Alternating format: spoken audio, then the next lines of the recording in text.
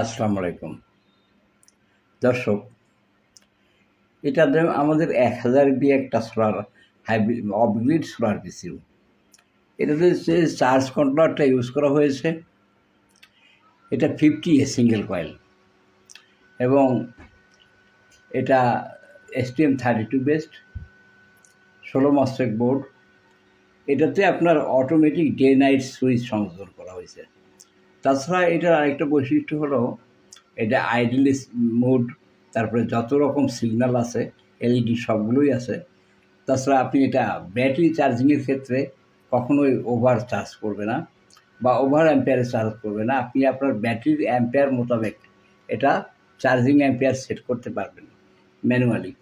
এই যে আপনার সেট আপ কী আছে, যেমন আপনার ব্যাটারিটা যদি 20 অ্যাম্পিয়ার 200 অ্যাম্পিয়ার হয়, সেক্ষেত্রে আপনি 15 থেকে 18 অ্যাম্পিয়ার সেট করে নিতে পারবেন। যেটা আপনার সোলার থেকে প্রাপ্ত শক্তি যত বেশিই হোক না কেন, ওটা 15-র উপরে চার্জ করবে না। যে কোনো মুহূর্তে ওটা 15 অ্যাম্পিয়ারই থাকবে। তো এই ব্যাটারি রক্ষণাবেক্ষণের ক্ষেত্রে আপনাদের আমি একটা কথা বলি, যে ইনভার্টারই ব্যবহার করেন বা যে সোলার পিসি ব্যবহার করেন না কেন, এটা আপনি দেখবেন যে ব্যাটারি চার্জিং অ্যাম্পিয়ারটা নিয়ন্ত্রণ করা যায় কি না সর্বক্ষেত্রে, বিদ্যুৎ থাকা অবস্থায় এবং বিদ্যুৎ না থাকা অবস্থায়। তাছাড়া এটার আরেকটা বৈশিষ্ট্য আছে, এটা ট্রান্সফর্মার আইসোলেট থাকে, মানে সর্বোচ্চ প্রযুক্তিতে এটা সংযোজিত। আপনার সোলার পিসিউ কেনার ক্ষেত্রে দেখবেন যে আপনার ব্যাটারির যে চার্জিং অ্যাম্পিয়ার এটা নিয়ন্ত্রিত থাকে কিনা।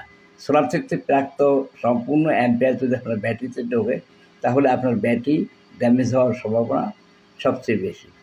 এবং আমরা বাজারে বর্তমানে উৎপাদিত যত সোলার পিসিউ আছে, ম্যাক্সিমামগুলোই ব্যাটারি চার্জিং অ্যাম্পিয়ার নিয়ন্ত্রণ করা যায় না।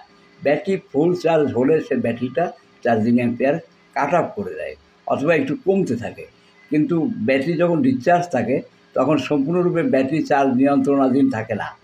এটা সবচেয়ে বড় কথা। আসসালামু আলাইকুম। অবগতির জন্য সবাইকে ধন্যবাদ।